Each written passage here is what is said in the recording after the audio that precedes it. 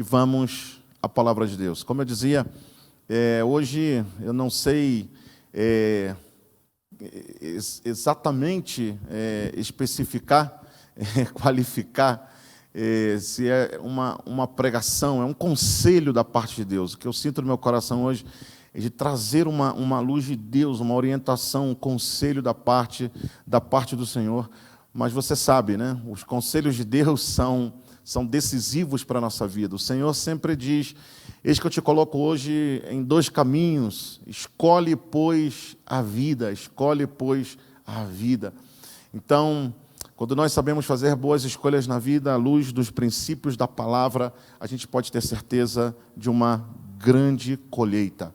Assim que eu quero que você escute, quero que você coloque toda a sua atenção, tenha o coração aberto e fique conosco até o final, porque vai valer a pena, o Senhor vai falar ao seu coração.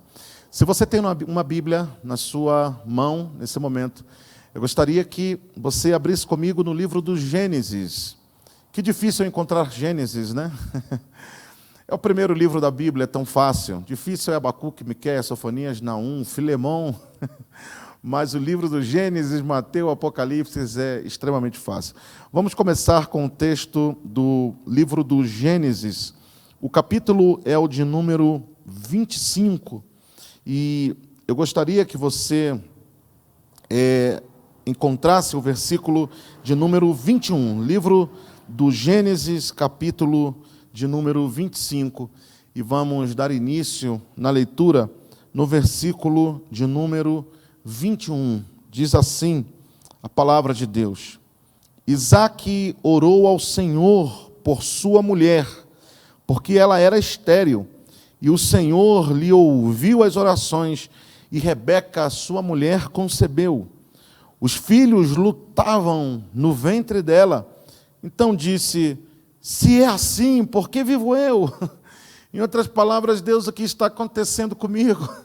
O que é isso que eu não posso entender, eu não posso ver? Não se esqueça de que Rebeca ainda não tinha acesso à tecnologia que nós temos nos dias de hoje, uma ultrassonografia, uma ecografia e coisas do tipo, mas ela tinha ao Senhor a quem ela podia consultar, ainda que não entendesse exatamente aquilo que estava acontecendo. Então, diz o texto: e consultou ao Senhor e respondeu-lhe ao Senhor. Você pode ter certeza que sempre que você consulta ao Senhor e busca ao Senhor em todos os caminhos, quando você considera o Senhor em todos os seus caminhos, você vai ter alguma resposta da parte de Deus, e o Senhor lhe respondeu.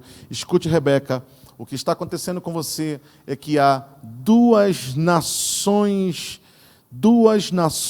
há no teu ventre. Eu fico maravilhado com isso, porque o Senhor não vê pessoas somente como indivíduos, mas como nações. Quando o Senhor olha para você, Ele vê nações. Quando Jesus olhou para a mulher que estava em Samaria, Ele não viu somente a mulher, mas Ele viu a ela conquistando e ganhando a toda a cidade de Samaria.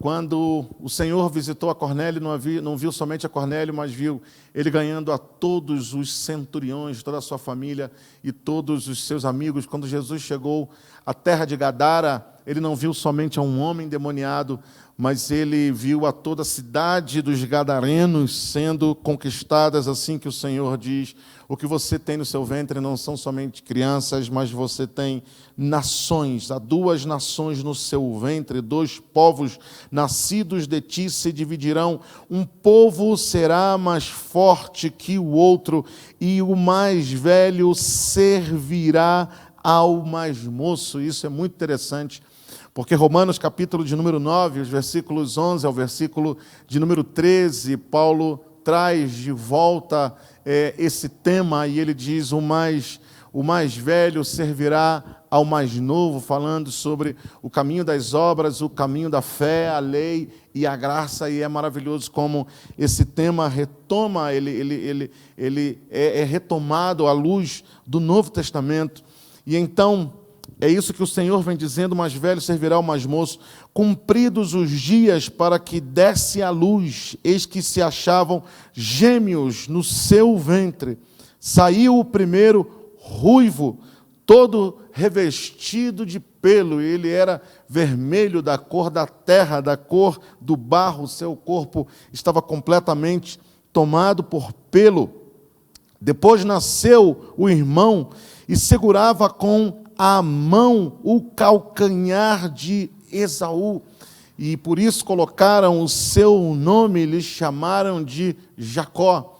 Havia um costume naquele tempo onde se acostumava a dizer de que uma pessoa que era suplantadora era aquele que nascia, ele está pegando no meu calcanhar, está segurando no meu calcanhar.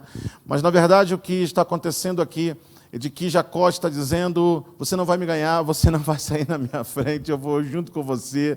Porque Jacó é um retrato de uma pessoa aguerrida, lutadora e batalhadora, mas colocaram esse nome nele, Jacó, e eu tenho certeza que muita gente olhava e dizia: uau, que nome, o menino nem nasceu, e já está recebendo um nome como esse, aquele que segura no calcanhar, um suplantador. Versículo 26, versículo de número 26, disse: depois nasceu o irmão que segurava no calcanhar de Esaú, por isso lhe chamaram Jacó. Era Isaque de 60 anos, quando Rebeca lhes deu a luz. E continua o texto dizendo: e cresceram os meninos, e Esaú saiu perito caçador. Sublinhe isso na sua Bíblia, nessa leitura. Ele saiu perito caçador, homem do campo. Jacó, porém, homem pacato, habitava as tendas. É interessante que quando nós fazemos a leitura a partir do hebraico, que é a língua original desse texto, nós vamos encontrar que a palavra pacato, ela vem do mesmo original de Shabat, que também poderia ser traduzido: ele é pacato, ele é homem quieto, ele é homem de repouso, ele é homem descansado, é homem repousado.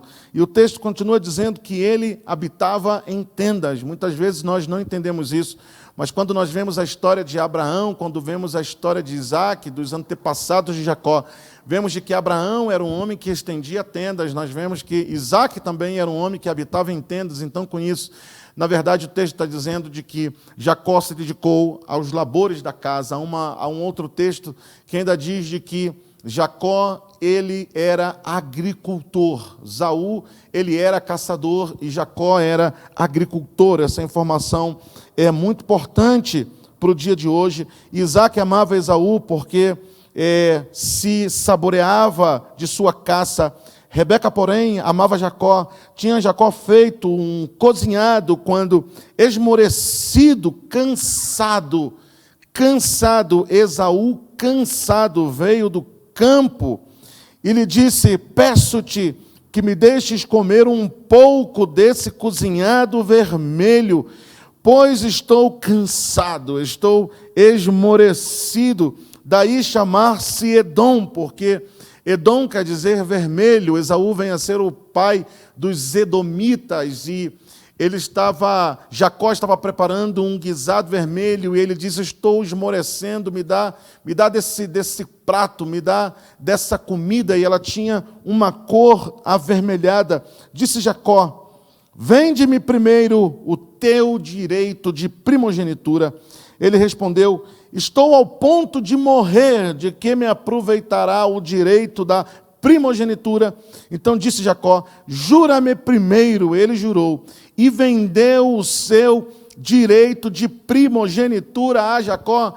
Transação feita, negócio fechado entre Jacó e Esaú. Esaú acaba de negociar a sua primogenitura, o seu direito de primogenitura, o seu direito de bênção dobrada da parte do seu pai e da parte de Deus para Jacó. Deu, pois, Jacó a Esaú pão e o cozinhado de lentilhas. Ele comeu e bebeu, levantou-se e saiu assim. Desprezou Esaú o seu direito de primogenitura. É tremendo, porque Hebreus capítulo 12, versículo de número 16, diz que Esaú foi profano por não ter considerado a primogenitura e por ter negociado o seu direito de primogenitura. Deixa eu ler uma passagem mais com você, ainda em Gênesis, mas no capítulo de número 27 agora, e busque o versículo de número 40. Versículo 40 e o versículo de número 41, eu já ganhei o dia somente com a leitura, já me sinto em paz somente com a leitura. Quanta mensagem da parte de Deus aqui, somente na leitura. Mas deixa eu ler o versículo 40 e o versículo 41 de Gênesis capítulo 27, que diz assim: viverás da tua espada. Nesse momento agora é o encontro entre Esaú e o seu pai Isaque, e ele diz: meu pai, tem alguma bênção aí para mim? Tem uma bencinha para mim? Ficou alguma coisa, sobrou algo? E o pai disse: meu filho, eu dei toda a bênção para Jacó, ele veio aqui e ele levou a bênção. Então, o que fica para você é isso: viverás da tua espada e servirás a teu irmão. Quando, porém, te libertares, sacudirás o seu jugo da tua cerviz. Passou Esaú a odiar a Jacó por causa da bênção. Uau! Meu Deus, você sabia que a bênção de Deus muitas vezes traz a inveja, e há muitas pessoas que invejam a bênção de Deus sobre a sua vida? Jacó teve que lidar com isso, porque Esaú passou simplesmente a odiá-lo por causa da bênção com que seu pai o tinha abençoado, e disse consigo: vem, próximos os dias de luto por meu pai, então matarei a Jacó, meu irmão. Uau! Que tremendo somente a leitura desse texto. E eu tenho certeza que o Senhor trará mais verdades ao nosso coração. Fique aí, vamos orar. Pai, no nome de Jesus, queremos meditar na Tua palavra. Será uma breve meditação, mas eu quero abençoar, eu quero trazer lições, princípios da parte do Senhor para a vida do Teu povo, daquele que está aí, Senhor, do outro lado, acompanhando o ensino da palavra, e que essas verdades sejam guardadas nos nossos corações, para a Tua glória, no nome de Jesus. Amém e amém. Fazem 2 semanas eu me encontrei com um amigo de muitos anos. De fato, esse encontro não foi presencial, mas foi um encontro virtual. Aqueles amigos que você cresceu junto, que você conviveu por muito tempo, que compartilhou com você dos melhores momentos da sua infância. Era esse tipo de amigo que eu estou falando, que tinham amizades de infância em comum. Então você sabe como é quando a gente encontra depois de muito tempo alguém. Para você ter uma ideia, eu cheguei na Bolívia no dia 26 de março do ano de 2004, em todo este tempo, 26 de março de 2004, em todo este tempo só estive na minha cidade por 2 vezes. Então, quando a gente encontra pessoas assim e começa a conversar, surge sempre a curiosidade, porque o ser humano é um bicho curioso, por não falar fofoqueiro. E a gente sempre tem interesse, de alguma forma, de saber daquelas pessoas que conviveram conosco, como foi, como estão, o que aconteceu, em que situação se encontra. Então ele começou a me contar e dizer: olha, com fulano aconteceu isso, com Beltrano aquilo, olha, você não sabe, essa pessoa que a gente jogava futebol junto, jogava basquete junto, e então agora ele é um profissional, agora ele é médico, e agora é um engenheiro. O fulano passou a ser professor, esse fulano agora é um ministro, é um pregador da palavra, é um evangelista, é um pastor, e aquele outro, aquele infelizmente não ficou no caminho do Senhor. As coisas foram maus, as coisas saíram do seu lugar, e aquele outro, aquele está estagnado, está no mesmo, e aquele outro não, aquele cresceu, aquele prosperou.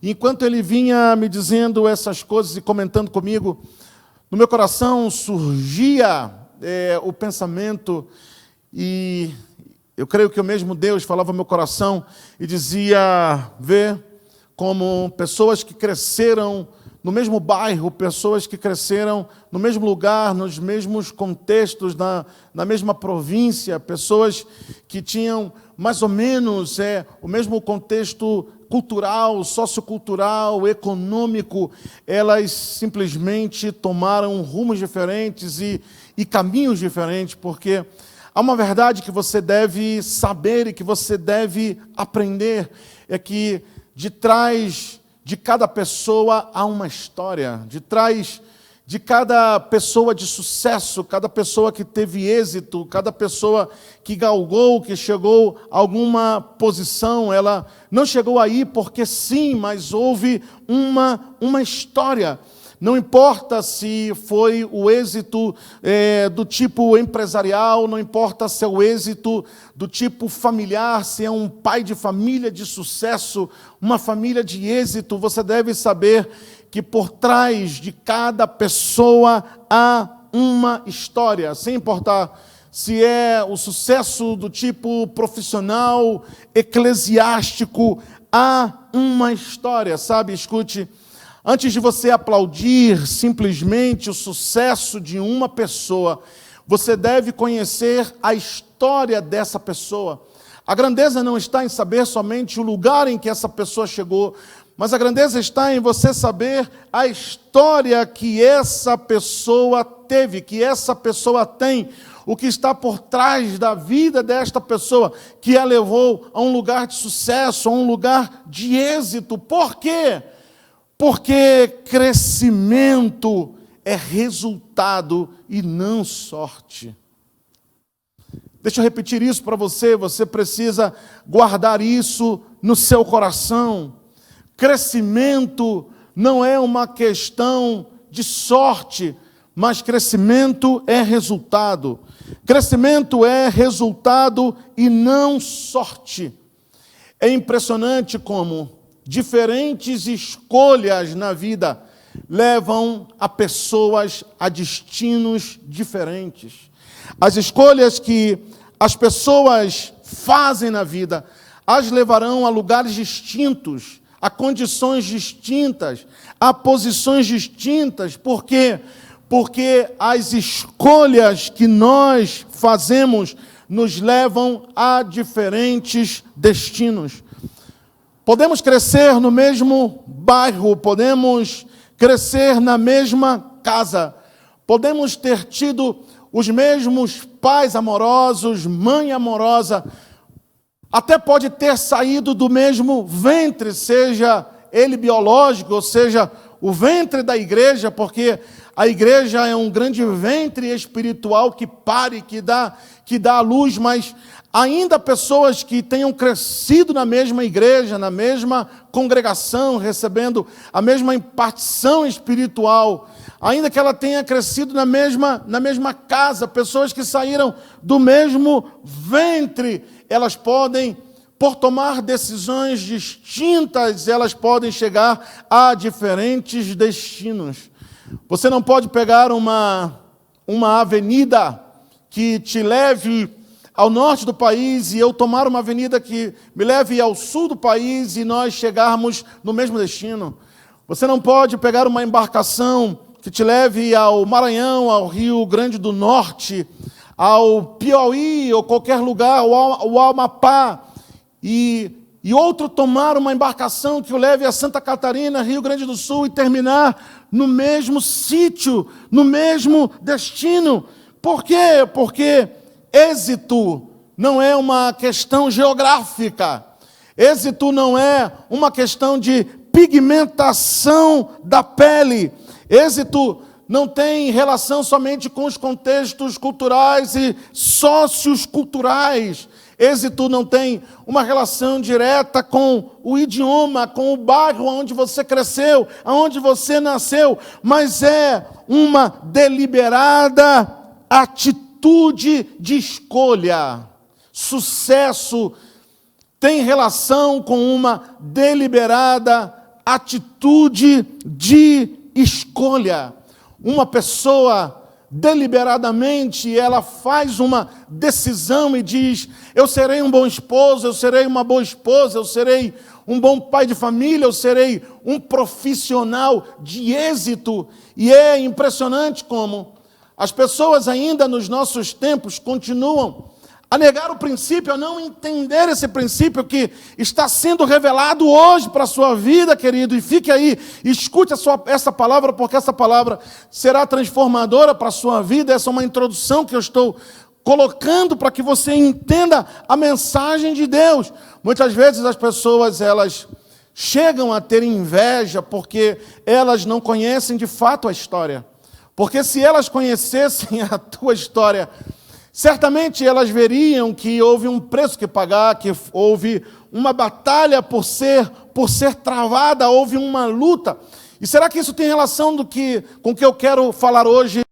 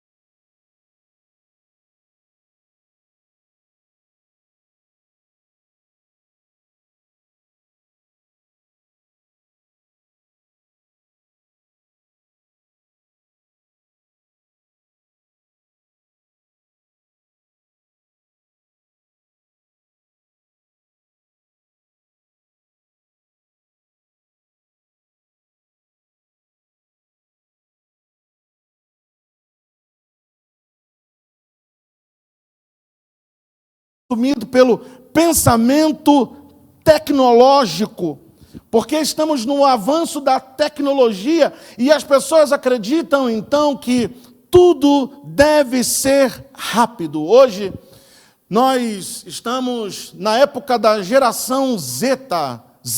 Eu não sei se você já ouviu falar sobre a geração Z.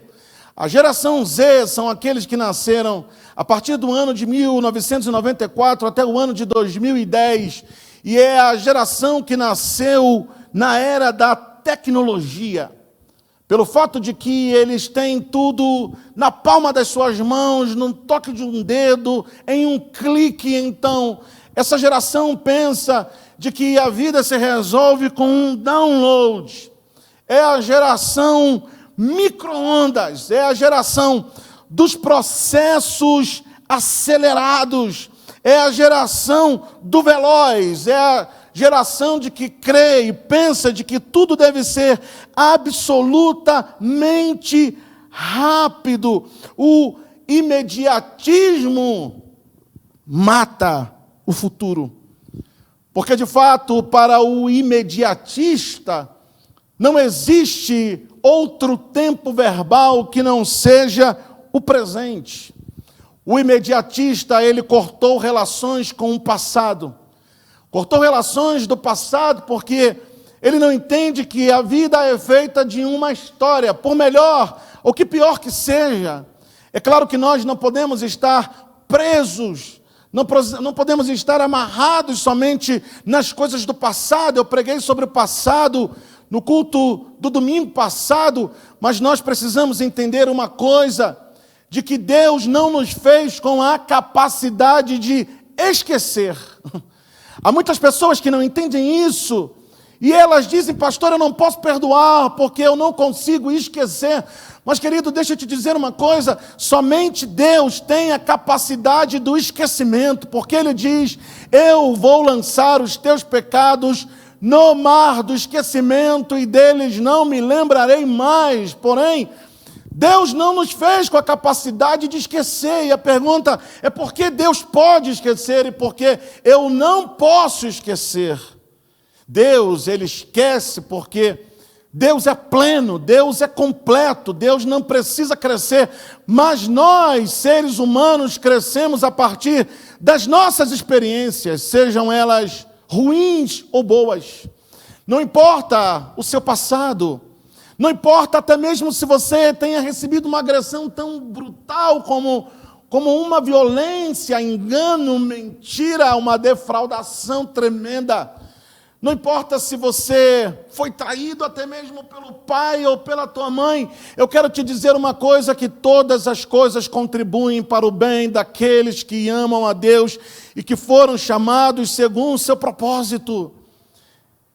Eu preciso reconhecer algo, de que eu sou quem eu sou por causa do meu passado. O meu passado me afetou, o meu passado me atingiu, o meu passado teve uma influência sobre a minha vida, e é por isso que eu cheguei a ser quem eu sou. Assim que você precisa perdoar, mas não esquecer, porque se você esquece, ou você seria Deus, ou você sofre de Alzheimer. Mas como você não é Deus, e graças a Deus você não está sofrendo de Alzheimer, então você não esquece, mas você cresce a partir das suas experiências. Porém, o imediatista que vive somente no presente, ele rompeu relações com um passado, e pior, ele não tem nenhuma relação com o futuro, porque tudo que o imediatista tem é o presente. O imediatista se desligou completamente do passado e não pensa em absoluto para o futuro. Tudo o que ele pensa é no aqui, agora. Deixa eu te fazer uma pergunta. Você vive com a sua cabeça no presente ou a sua cabeça está no futuro? Diga aí, comente aí, diga no Facebook. Você pensa no futuro ou tudo que pensa é no presente? Deixa eu te dizer uma coisa. Um dos maiores problemas que eu tenho com a minha filha Ana Carolina, graças a Deus não são muitos, tenho uma filha linda de 8 anos de idade. Mas um dos grandes problemas que eu tenho com ela é que quando eu digo, filha, dentro de 2 semanas nós vamos no parque. Então no dia seguinte ela diz, papai, já passaram 2 semanas? Hoje já é 2 semanas. Não, filha, são 2 dias. E ela diz, já passaram 2 semanas e todos os dias. Por quê? Porque toda criança é imediatista. E quanto mais criança se é, mais imediatista é. As pessoas que já fizeram um caminho na vida e adquiriram mais experiência por causa do processo do tempo, elas sabem de que as grandes conquistas não são de imediato, mas são construídas em uma linha de tempo. Elas sabem que tudo na vida é questão de processo. Bill Gates, tão conhecido, desculpe mencionar o nome da besta, como por aí alguns dizem. Mas ninguém pode esquecer de que Bill Gates é um homem de sucesso que por anos esteve na lista de número 1 da Forbes dos homens mais ricos do mundo. E ele diz que uma empresa, ela se estrutura a partir dos 15 anos. Uau! 15 anos são necessários para estruturar uma empresa. Mas hoje, nós vivemos no tipo da comidinha Cerelac, Nutrilon. A gente está naquele tipo de comida instantânea. A gente é do tipo do miojo, a gente é do tipo do micro-ondas. A gente quer as coisas rápido demais, acelerada demais. E se tem que esperar, se é para daqui a um tempo, se é para daqui a alguns anos, a gente não consegue pensar, não consegue planificar. E é por isso que muitas organizações se desfazem, igrejas se desfazem, as pessoas não têm a paciência de construir em um processo. Algumas vezes a gente vê famílias tão bonitas do tipo manteiga, né? Pote de manteiga, tipo de televisão, aquele casais tão bonitos. Algumas vezes as pessoas olham para a nossa família, líderes, pastores, e olham, oh, que bonito, que linda a tua esposa, que lindo você, a sua filhinha, que família mais bonita. E as pessoas, elas pensam que a gente constrói essa família em questão de meses, e não é assim. Amigos, são anos. Entre bate e rebate, erra, acerta, ajuda, perdoa, se desculpa e continua, até que as coisas são ajustadas. Por quê? Porque existem tantos divórcios no nosso tempo, porque as pessoas querem que o seu casamento funcione de maravilha nos primeiros meses, nos primeiros dias, mas não é assim. Não é assim. As pessoas pensam que, dessa geração, elas pensam que tudo se resolve com um download. Porque eles estão no tempo da fibra ótica, e se alguma coisa demora mais, e se a pregação dura mais do que 40 minutos, por favor, 35 é o máximo que a gente pode escutar, porque a gente está numa velocidade muito rápido, e a gente não tem tempo para esperar, não temos paciência. Mas eu quero te dizer uma coisa: essa geração precisa aprender que, apesar que estamos no tempo da tecnologia, e isso é muito bom, existem coisas na vida que devem ser feitas de forma arcaica. De que você não vai poder colocar tudo debaixo da tecnologia, porque você precisa aprender que as coisas acontecem em um processo de tempo. E é por isso que nós vivemos, Jonathan, em uma geração que busca constantemente por milagres, porque elas não entendem de que Deus nos chamou para a gestão. Uau! Quando uma pessoa depende constantemente de milagre, isso quer dizer que a gestão está falhando, porque o povo no deserto, ele vivia dependendo de milagre. Não que nós não queremos milagres, eu creio em milagres, sou uma igreja que crê em milagre, mas nós fomos chamados para a gestão, porque na terra prometida não tinha necessariamente o maná, na terra prometida não tinha a coluna de fogo, mas na terra prometida havia uma administração da terra. Você sabia que 98,9% das pessoas que ganham na loteria 2 anos depois já fracassaram na economia? Sabia disso, Jonathan? 98,9% das pessoas que ganham na loteria, a sua fortuna não dura mais do que 2 anos, somente 1,1 tem sucesso depois, tem uma economia vasta depois de ganhar na loteria. Sabe por quê? Porque entenderam os processos de administração, de que êxito se gestiona em processos. Mas nós vivemos em um tempo que as pessoas não querem processo. De fato, nós vivemos em uma geração de que elas não pensam no futuro, elas não estão preparadas para o processo, porque elas fracassam, porque elas não querem ter frustração. E um mundo onde está cheio de frustrações, não se pode ter sucesso se não se sabe administrar a frustração. Porque tristeza e frustração fazem parte da vida.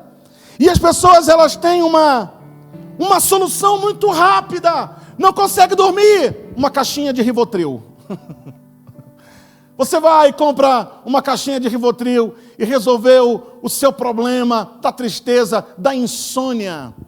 Porque as pessoas, elas não querem uma reprogramação mental, porque reprogramação mental não é instantâneo, é um processo. Por exemplo, que tal você não comer 2 horas antes de dormir? Que tal que a sua refeição seja feita 2 horas antes de ir para a cama? Que tal você não levar o celular com você para a cama? Que tal você não ligar a televisão 1 hora antes de você dormir? Não. As pessoas não querem esses processos. E deixa eu te dizer uma coisa: porque tristeza é algo de Deus. Aleluias. Tristeza é algo de Deus. Você sabia disso? Sim. Por quê? Porque o Espírito Santo traz tristeza ao nosso coração, e está bem a tristeza, se a tristeza é uma obra do Espírito Santo para nos dizer: você tomou uma decisão errada, você fez algo que não devia, essa não era a forma, esse não era o caminho. Então o Espírito Santo traz tristeza, mas essa geração não quer sentir tristeza, essa geração não quer o processo, e isso tem uma profunda relação com Esaú e Jacó.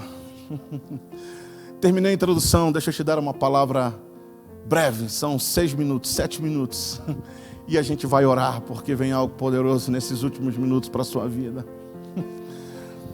O texto bíblico diz de que as crianças que estavam no ventre de Rebeca não eram somente crianças, não eram somente pessoas, mas representavam a nações inteiras. Porque aqui você tem representado não somente pessoas, mas modelos de pensamento e de sistemas. Escute o que eu vou te dizer. Por quê? Porque o que traz êxito a uma nação ou fracassa a uma nação não é somente o amor e a compaixão. O que traz êxito a uma família não é somente o amor e a compaixão de fato. A maioria das famílias que fracassam não é por falta de amor, é por excesso de. É excesso de amor. Mas as nações, as famílias, as organizações não falham pelos sentimentos, mas elas falham por falta de sistemas estruturados e organizados. Escute isso, porque Esaú, ele era caçador, mas Jacó, ele era agricultor. E qual é a diferença disso? A diferença do sistema, da forma de pensar, da mentalidade de um caçador do tipo Esaú é assim: ele vai no campo, mata na hora, ele coloca para assar e come, ele caça, mata e come. Mas Jacó é agricultor, e o agricultor entende de que quando ele planta, precisa se esperar os tempos dos processos para colher. São estruturas mentais diferentes. Então você tem a um Esaú, imagine, as escrituras dizem que Deus amou a Jacó, aborreceu a Esaú. E por quê? Porque Deus aposta em pessoas que apostam por legado. Seu tio Labão entendeu: Esaú, você precisa passar pelo deserto. E Esaú não entenderia e diria: não, como eu posso fazer esse caminho tão longo? Porque eu sou caçador, eu estou acostumado a caçar, matar e comer para esse momento, para essa hora. Imagine Deus falando com Esaú e dizendo: ô Esaú, vamos fazer uma coisa. O que acontece é que, de fato, o que nós temos aqui são duas estruturas mentais. O que nós temos são dois sistemas diferentes. Um do tipo que tem a mentalidade caçador, do tipo Esaú. E outro que tem a mentalidade do tipo agricultor, como o era Jacó. O tema é que o caçador tem a mentalidade do aqui e agora. Porque o caçador, ele caça, ele mata e ele come. É a comida do dia, é o pão do dia, o que interessa a ele é o aqui e agora. Mas o agricultor, ele tem uma estrutura diferente, uma estrutura mental, um sistema diferente, porque ele sabe que as coisas que valem a pena na vida precisam ser plantadas a um tempo, a um processo. E então no processo se pode colher. É por isso que Deus não podia fazer negócio com Esaú pelo seu sistema. Imagine Deus falando com Esaú e dizendo: Esaú, vem comigo, eu vou te abençoar, eu vou te prosperar, eu quero que você deixe um legado para as futuras gerações de fé, de uma forma de caminhar. Então Deus ia falar com ele: Esaú, você precisa sair da casa do seu pai, você precisa fazer esse longo caminho pelo deserto. Está vendo esse deserto? Vá pelo caminho do deserto. E ele diria: não, Deus, eu não entendo como é que eu vou pelo deserto, se eu estou acostumado a ir para o campo.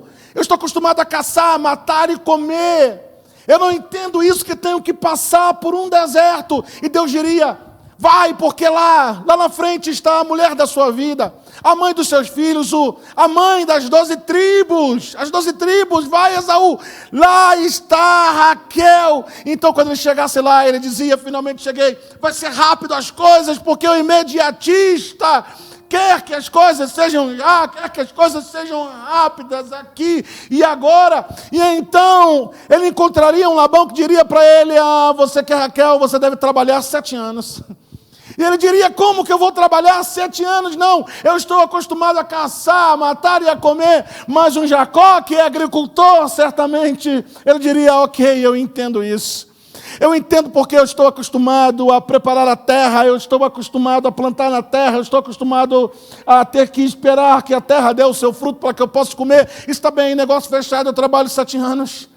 Ele tem a paciência, ele sabe que precisa esperar.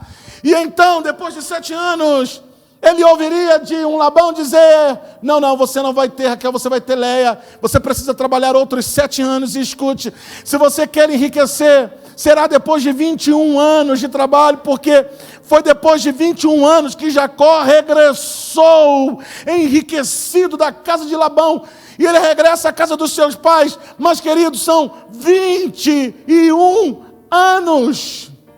Esaú jamais poderia entender isso, mas Jacó tem mentalidade de agricultor. Escute, Deus te chamou para uma mentalidade de agricultor, Deus te chamou para passar pelos processos. Você precisa entender que as coisas não são feitas na velocidade de um download, as coisas não são feitas na velocidade de um clique, na fibra ótica, coisas que são feitas de forma arcaica e que levam um tempo. E se há uma coisa que agricultor adquire na vida, se chama paciência. Mas se há coisas que essa geração não sabe é ter paciência. Esaú é aquele tipo que está disposto a vender o futuro pelo presente. Esaú é aquele tipo de pessoa que negocia com o vazio do estômago. Ele negociou a primogenitura, porque ele dizia, a primogenitura é intangível, ou seja, primogenitura é alguma coisa que está lá na frente, primogenitura é algo que eu não vejo, e ele pensa, eu nem sei quando meu pai vai morrer, eu nem sei quando que eu vou ter direito a herdar a riqueza do meu pai, eu estou com fome agora, a minha necessidade é agora. Então, a pessoa que funciona na estrutura de Esaú, ela negocia o futuro pela sua necessidade momentânea. E ela vende o futuro para ficar somente com o presente. Escute, eu descobri uma coisa, que se eu quero fazer uma compra inteligente no supermercado, eu não posso levar a minha filha. Ou se eu vou com ela, eu preciso sentar na mesa e todos tomarmos um bom café, porque você não pode ir para o supermercado com a barriga vazia. Porque a fome grita, a necessidade, você começa a achar que tem necessidade de mais coisas para agora, que de fato você não tem. Mas Esaú, ele não pensa no futuro, a mente de Esaú não pensa no futuro, só pensa no presente. É assim quando uma pessoa casa por uma necessidade momentânea, casa com o sapato apertado no pé, vive com o sapato apertado no pé. Você sabe, você já usou sapato apertado alguma vez? Alguma vez você já teve que colocar um calçado que apertava o seu pé, então você vai para a festa e o sapato começa a apertar, pode ser a melhor banda tocando, você não consegue dançar porque o sapato está apertado, pode passar a mulher dos teus sonhos, a tua futura esposa, mas você não se interessa, por quê? Porque o sapato está apertado no pé, e tem gente que toma decisões assim, pela pressa, pela urgência, e ela não pensa no futuro, não planifica para o futuro. Não somente pessoas, nações são constituídas debaixo desse sistema. Você sabia que Nigéria é um dos maiores produtores de petróleo do mundo? Mas se você for na Nigéria, provavelmente você não vai encontrar gasolina nos postos de combustível, nos postos de gasolina. Sabe por quê? porque eles vendem o petróleo cru, mas não o processa. E então as nações da Europa que têm a mentalidade de Jacó, elas negociam com as nações que têm mentalidade de Esaú. E os que têm mentalidade de Esaú só pensam na sua barriga, só pensam no aqui e agora, só pensam na necessidade momentânea, mas elas não planificam para o amanhã, não planificam para o futuro. Deixa eu te contar uma história que me chamou muita atenção. Faz uns dias, um documentário produzido pela Netflix, The Last Dance. Se você puder ver A Dança da Vida, The Last Dance, um documentário super bem produzido, e um episódio, uma determinada parte, fala sobre os jogadores de basquete, Michael Jordan e o jogador Scottie Pippen. Scottie Pippen, provavelmente você já ouviu falar no Michael Jordan. Quantos já ouviram falar no Michael Jordan? Todo mundo conhece Michael Jordan, mas poucas pessoas conhecem a Scottie Pippen. Eu vou pedir para projetar agora a imagem de Scottie Pippen. Aí está. Esse é Scottie Pippen. E esse documental fala dos últimos anos desses dois jogadores, Michael Jordan e Scottie Pippen, esse fantástico jogador. E a série fala do último ano de Scottie Pippen no Chicago Bulls. E é interessante porque conta da amargura que teve Scottie Pippen em relação a Michael Jordan. E se explica o porquê.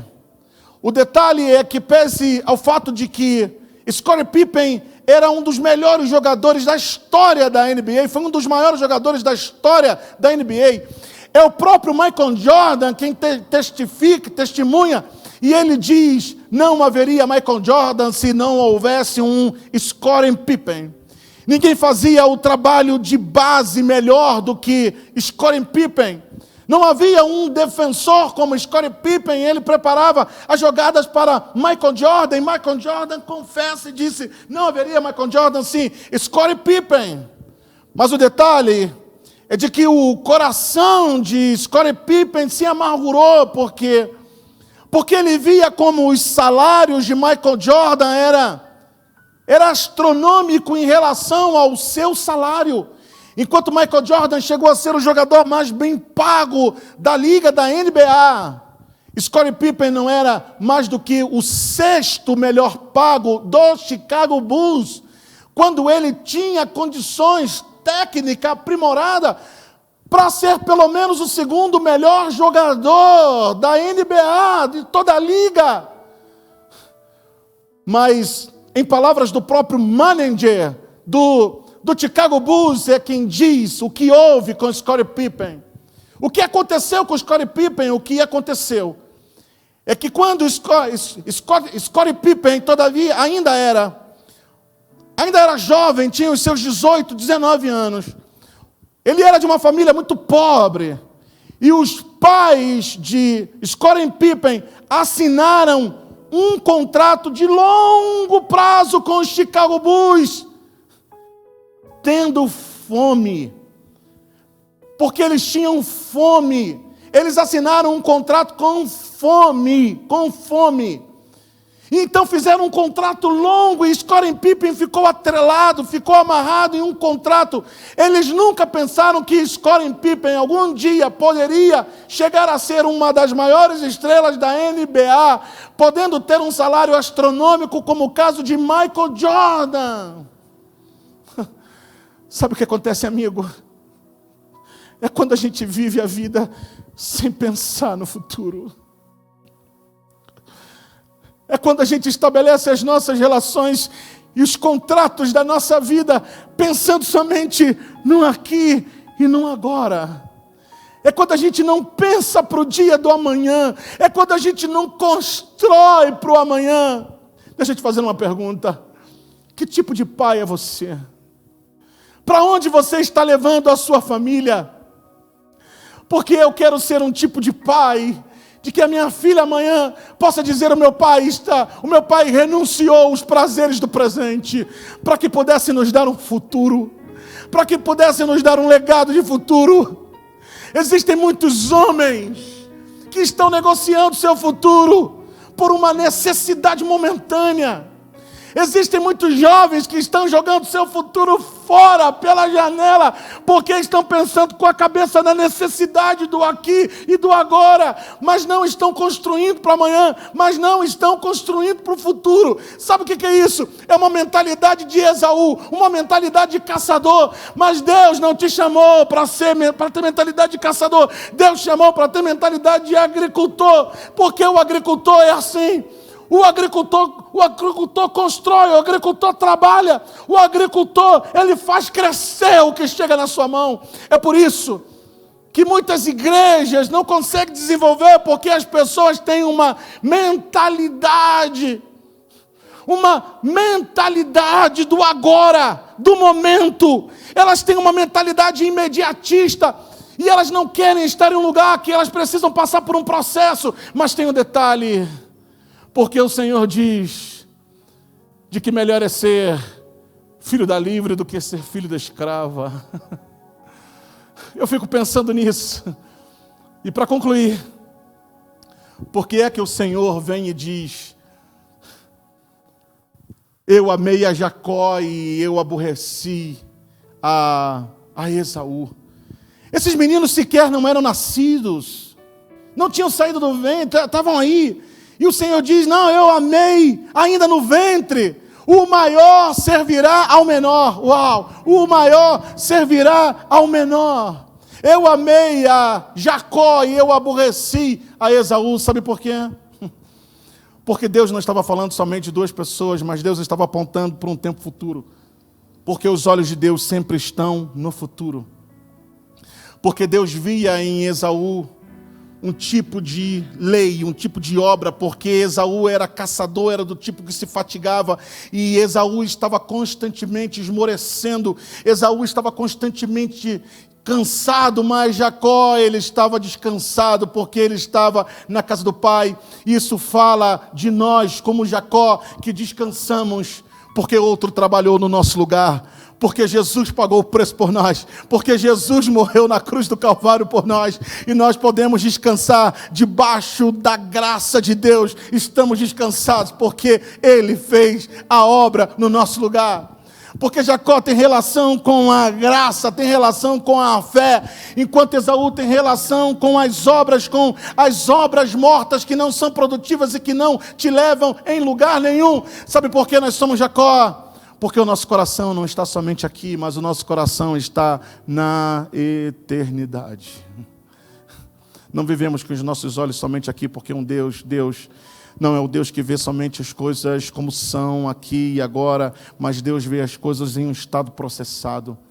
Quando Jesus passou por Samaria, ele não viu somente a uma mulher adúltera, mas ele viu uma evangelista pregadora. Ele viu a Samaria inteira sendo conquistada por aquela mulher. Quando ele foi à terra de Gadara, dos gadarenos, todo mundo via um endemoniado. Jesus via nele um homem que ganharia toda a cidade de Gadara. Quando Pedro foi da casa de Cornélio, ele não viu somente centurião, Deus não viu somente centurião, mas viu a um homem que ganharia a todos os seus amigos, a todos os centuriões. Os homens olhavam para Moisés e diziam: esse é um assassino, mas Deus via nele um libertador dos povos, um libertador de Israel. Os homens olhavam para Davi e diziam: esse é um adúltero, mas Deus dizia: não, esse será o maior rei de Israel. Os homens viam nele somente um pastorzinho, e Deus via nele um grande compositor, inspirado, músico, profeta, homem de Deus. Deixa eu te dizer uma coisa: os homens te veem no presente, os seus olhos estão no presente, mas Deus sabe o que vai fazer de você no futuro, porque os olhos de Deus não estão presos no passado, não estão presos somente no presente, mas Deus te projeta para o futuro. Deus sabe os planos que tem com você, porque Ele diz: eu sei os pensamentos que tenho com você, pensamentos de paz e não de mal, para te dar o fim que desejais. Esse é o nosso Deus. Aleluias. O Senhor quer mudar a sua forma de pensar, e eu quero orar por você. Deus te chamou para processos. As coisas podem não parecer fáceis, é por isso que muita gente é frustrada. Eu entendo a dificuldade. Eu entendo que o difícil que é para muitos estudantes de medicina virem aqui, na Bolívia, passarem anos, 5, 6 anos, 7 alguns, e de repente chega no Brasil e ainda que passar um outro processo, isso frustra, e se não sabemos lidar com a frustração, isso te leva à depressão, e você joga a toalha, mas Deus está dizendo para você, não, calma, eu estou trabalhando no processo. Não jogue a toalha, não desista, porque Deus sabe o que vai fazer com você, Deus já te vê lá na frente, no futuro, é um processo. Há que saber administrar a frustração e a tristeza, porque toda pessoa de êxito teve uma história. Deixa eu orar com você. Pai, obrigado por essa palavra.